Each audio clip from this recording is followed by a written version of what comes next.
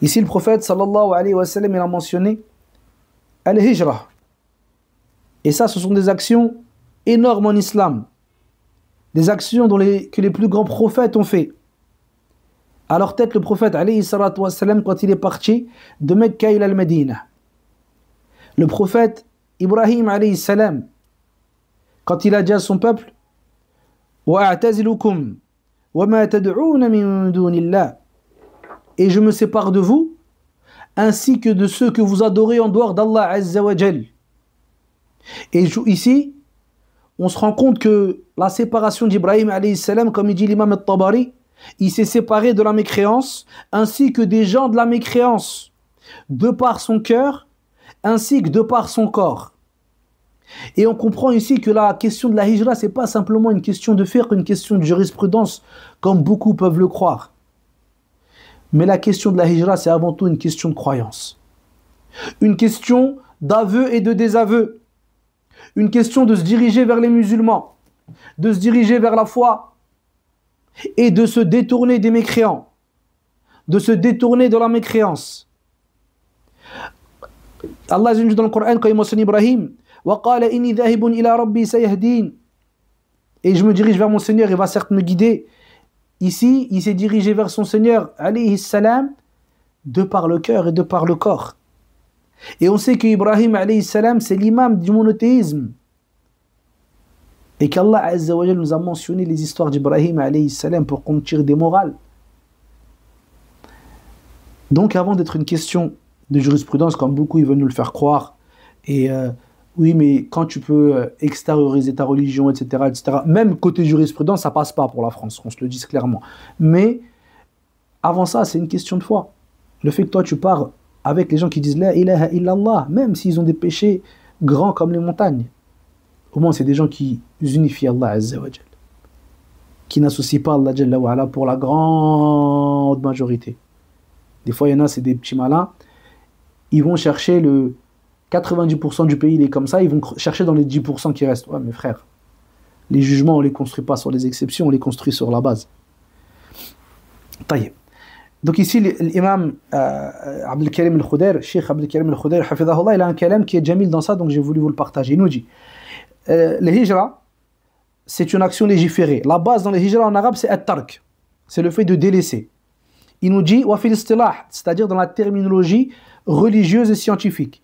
Il nous dit c'est al-intiqal min balad al-kufr ila balad al-islam wa hiya wajibatun wa baqiyatun ila qiyam as-sa'a. Il nous dit cette hijra, elle est obligatoire et elle perdure jusqu'à l'heure dernière, jusqu'à ce que l'heure elle arrive. Pourquoi certains ils vont dire quoi? Ils vont dire le prophète sallallahu alayhi wa sallam, il nous dit la hijrata ba'da al-fath. Il n'y a pas de hijra après al-fath, la conquête de Mecca. Walakin jihad wa niyya, mais cependant il y a un jihad et une intention.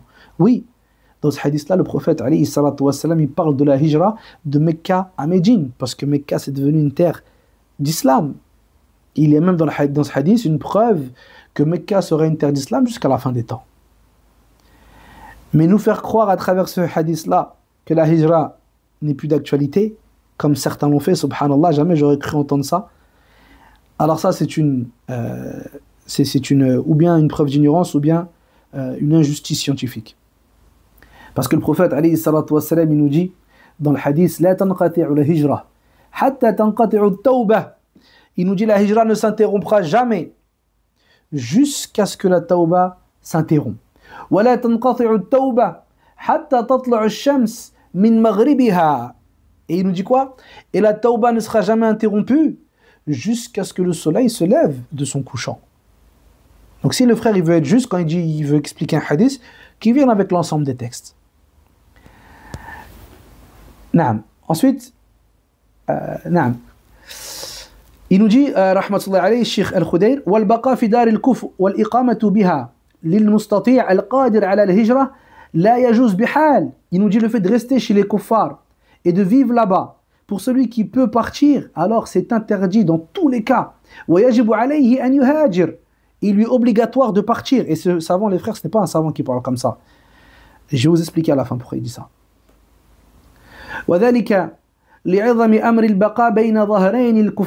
Il dit pourquoi?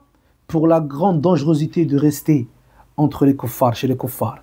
وكم من إنسان انحرف وابتلي وامتحن حتى صرف عن دينه بسبب الإقامة بين الكفار. Il dit combien ils ont dévié, ils se sont détournés parce qu'ils sont restés chez les mécréants. وقد يحصل لضرار المسلمين في بلاد الكفر من الوقائع ما يندى له الجبين ويعتصر له القلب ألما.